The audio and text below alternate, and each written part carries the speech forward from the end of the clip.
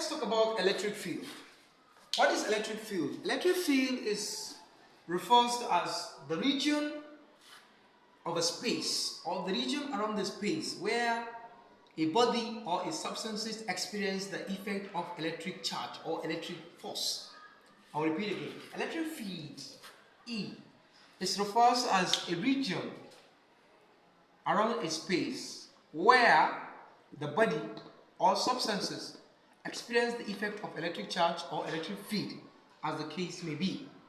And when we talk about electric field, as we said, is a region around a space where effect is the region around the space of a body or all substances where effect of electric field or electric charge or electric force is felt, as the case may be, respectively. And let's now talk about what is line of force, electric field line of force. Electric field line of force is referred to as imaginary lines which are indicate the direction of the flow of electric charge. I will repeat. Electric field line of force is referred to as imaginary lines that indicate the direction of the flow of electric charge, respectively, and their specific properties of electric line of force. Electric line of force or electric field line of force. It usually started from the positives and end with negatives, but cannot start with negative and end with plus. It ends with positive and it starts with positive and ends with negatives. The electric line of force is usually moved in a straight line and they cannot be intercepted, as the case may be. Let's now see law of electric fields or law of electric force. We have the like charges repel and unlike charges attract. When you have the plus and you have a plus, automatically you expect a repulsion. There will be repulsion. While we have the positive and the negative, that's like charge repel, unlike charge attract. When you have the unlike charge now will attract each other, as the case may be. So that leads us to types of electric line of force. There are basically three types of electric line of force. We have isolated positive charge. Isolated positive charge, you can see the direction of the forces is always moving outward. The direction of forces is moving outward. In case of what? The isolated positive charge. Let's see isolated negative charge. Isolated negative charge, the line of forces or the line of the flow of the charges will always be what? Be coming in. They'll be coming in. Can you see it? They'll be coming in, unlike the positive that is radiating outward. Then we see two like charges. The two like charges, which is positive and positive, there will be a onward repulsion. Can you see how it's being repelled? Can you see how it's being repelled? There will be what? Repulsion. This is isolated, which is like charge. And let's see, this is like charge. And let's see unlike charge. The unlike charge, when we have positives and we have what? Positive and negatives. You will see an attraction. There will be an attraction between them. And attractions, where we have the negatives coming in this direction. And here, the arrow is coming inward. You see the arrow is here, the arrow is going outward.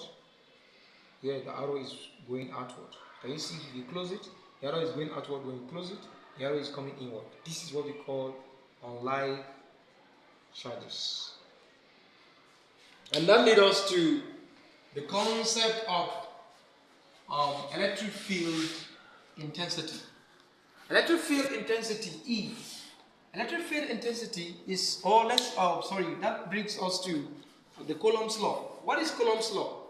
The Coulomb's law. The Coulomb's law says that the force of attraction or repulsion between two charges, the Q1 and the Q2, is inversely proportional to the product of the charges and is inversely proportional to the square of the distance between them. I'll repeat again. The Coulomb's law says that the force of attraction or repulsion between charges, the Q1 and Q2, is directly proportional to the product of the charges and inversely proportional to the square of the distance between them.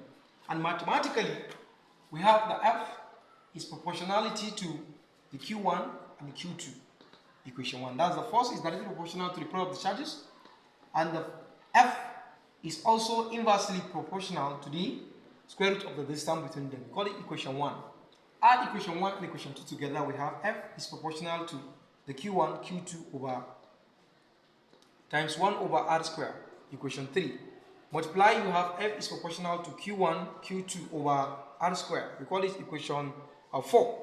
Remove the proportionality and put K. Equation what? 5. We have F is equals to, we have the K, Q1, Q2 over R square. Equation what? 6. Then we have K. K is equals to 1 over 4 pi E epsilon. We call this equation 7. Substitute 7 in 6. We have F is proportional to 1 times 4 pi E epsilon times the Q1, Q2 over R square, equation 8. Multiply everything together, F is equals to the Q1, Q2 over 4 pi E epsilon R square, equation 9. What is E epsilon? E epsilon is called relative permittivity, which is 8.845 times 10 to the power minus 12 Fm.